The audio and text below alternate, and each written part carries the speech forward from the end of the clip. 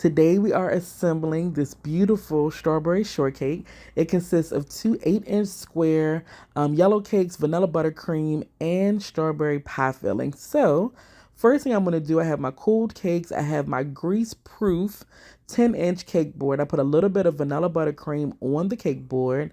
And I'm just going to go ahead and put my first layer of cake right in the center and just pat it down just to make sure it's as centered as possible. We hope.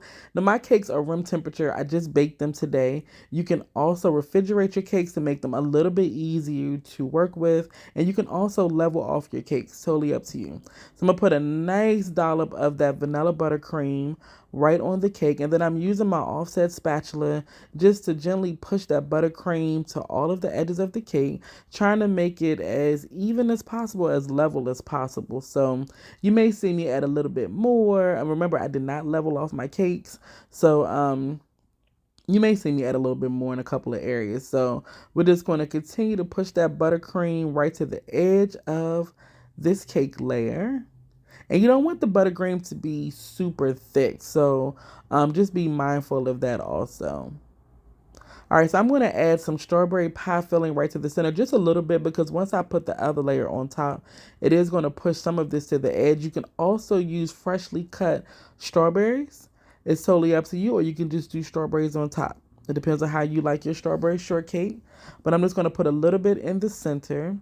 And then I'm going to grab the other cake layer. Now you want to put some vanilla buttercream on the bottom of that cake layer.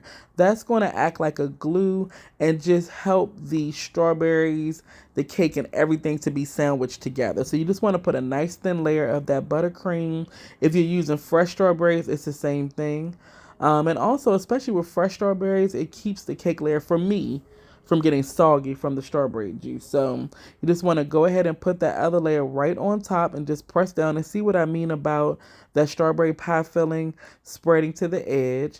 And then I'm just going to go with my offset spatula and clean up the sides. We're going to do a crumb coat, a little bit thicker than a crumb coat, and then refrigerate our cake. So right now we're just making sure the sides are covered, the top is covered. If you see any extra areas that have a little bit of a gap, you can put a little bit of buttercream, just to kind of, seal that space, or like right here on the side, and a little bit more buttercream. So the key to keeping a lot of crumbs out of your cake. So if you notice, when I get a lot of buttercream on my spatula, I scrape it onto my mixing bowl, which is off to the side. So I'm just kind of gently pushing that icing around and onto the cake. And then when it starts to build up on the knife, I just scrape that extra frosting off and go from there. And you don't want to get all the way down to the cake. That's when you start to pick up crumbs, especially with this cake being room temperature, and not cold. It makes it a little bit more difficult to do that. So it's just all about pressure, the amount of pressure you put on your buttercream. All right, so we're going to go ahead and smooth this buttercream onto the top of our cake.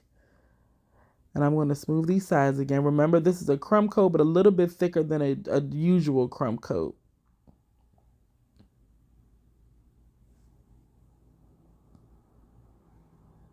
So I'm going to keep on cleaning up the sides, and then I'll even out the top a little bit. And then once that's done, this is going right into the refrigerator for at least 30 minutes. This is a buttercream with a butter base. It doesn't have any shortening in it, so it will get nice and hard once you put the cake in the refrigerator.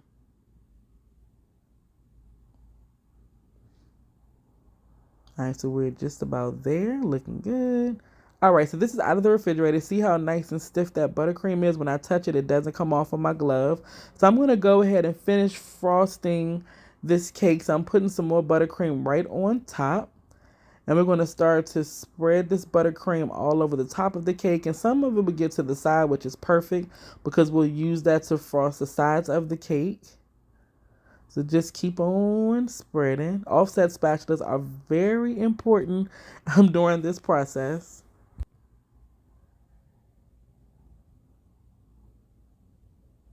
And the same thing here, we're just covering up the cake. Now there was one little spot on the side that I forgot to cover up, but I could go back later. You'll see at the end what I mean. You'll see exactly what I mean. But just keep on spreading out that buttercream. Just get it as smooth as possible. Don't stress yourself about it being super perfect. We just want to have a nice, pretty cake with no stress. So we're just going around our cake. Now you can use a bench scraper, which has a nice straight edge if you want to go around the cake with that. I'm just so used to using my offset spatula. But there are so many different tools that you can use to help you frost a cake. So use whatever tools you think are necessary to make it easy for you.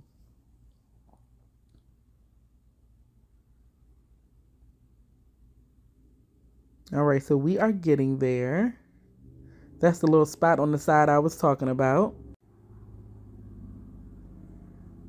So I'm just going to smooth out the top again. And the top doesn't have to be super perfect because we're going to cover it with strawberries. So this looks pretty good to me. So I'm going to go ahead and put a nice little shell border around the bottom of the cake. Super simple.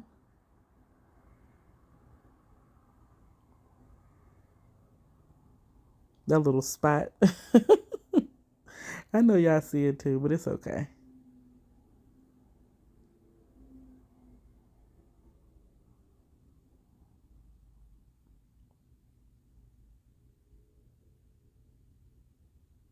All right, so for the top, we're going to do a reverse shell, which is like you are drawing a C and then a backward C.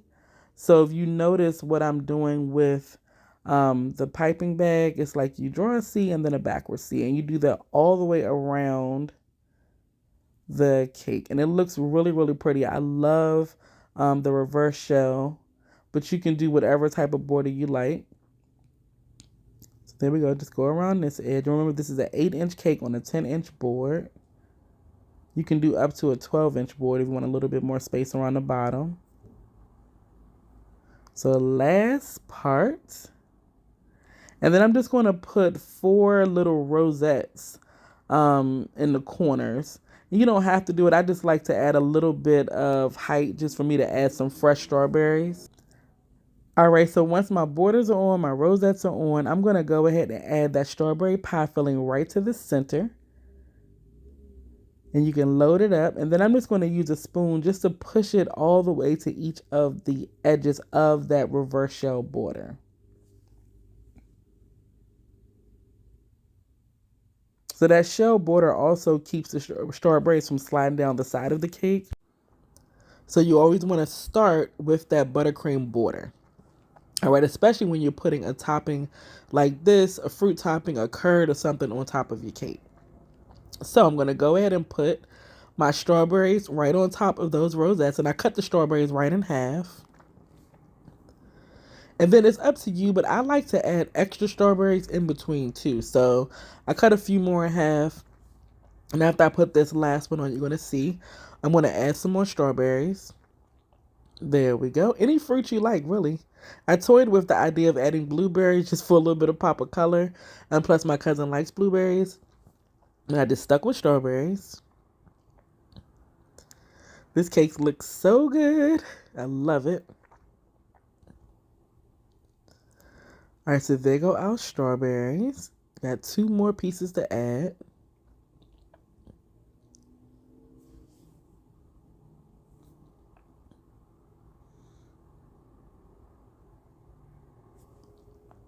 All right, and our cake is done. It looks so good. Now, I did do a single layer cake that I sliced up for an event. So I'm going to put a short little clip in here just to show you what the inside of the cake itself looks like. It's a nice, fluffy yellow cake. It's really, really spongy, really, really good. So these are the slices that I made for something else. And that's our cake. And then, of course, our finished product one more time. It looks so good. And that's it. We assembled a strawberry shortcake. So hopefully you do one day. Send me some pictures. Let me know how yours comes out. Hopefully these tips helped you. And I will see you on the next video. Make sure you like, share, and subscribe. Love you all.